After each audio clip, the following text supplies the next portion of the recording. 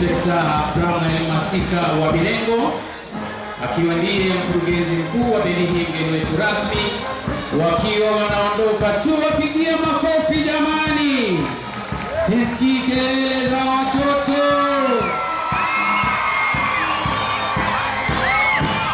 Usiwasikii watoto. Wakiwa wanaondoka baada ya kutuletea onyesho, mgeni wetu rasmi, onyesho ambalo bila shaka limeweza kufana. Tuwapigie makofi tafadhali wakiwa wanaondoka. Asanteni sana wanabendi wetu kutoka kikosi cha GSU.